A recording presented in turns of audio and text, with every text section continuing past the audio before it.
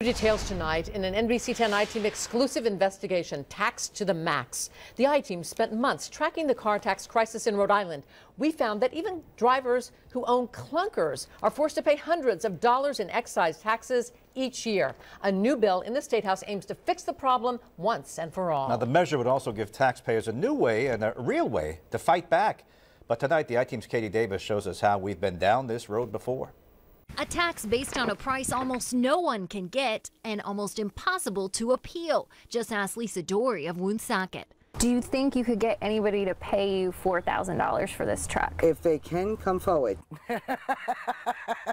This week, a renewed effort from inside the State House to fix Rhode Island's car tax crisis from Senator Bill Walaska. If you bought a car and you put it in your garage 7 days a week, 24 hours a day, you might get clean retail when you trade it in.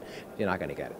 So my bill says let's use the average trade-in, because that's what you're going to get for your vehicle. The change from clean retail value to trade-in value isn't a new idea. For the past 5 years, it's been a political road to nowhere. Senator Walaska says he's introduced the same legislation at least 3 times in the past, and other lawmakers have introduced similar bills at least 5 times. But Walaska believes 2015 could be the year when lawmakers finally take action. What's different this time? Why will your legislation succeed where you and others have failed in the past?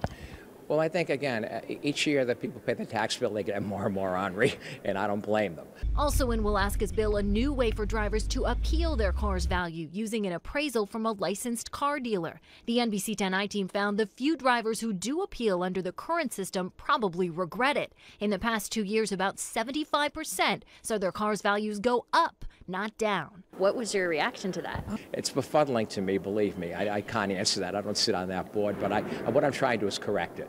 Speaker of the House Nick Mattiello talking car tax on 10 News Conference with NBC 10 political reporter Bill Rapley. Our I-Team has done some work and come up with some examples of some pretty absurd valuations for cars.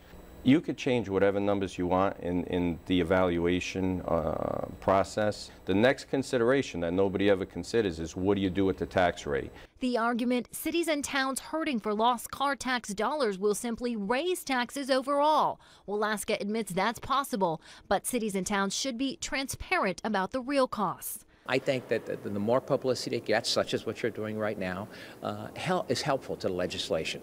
And sometimes I can wear down perhaps the other senators, and they'll go for it. That's my goal. Hoping public outrage will finally force a solution. I'm I-Team reporter Katie Davis, NBC 10 News.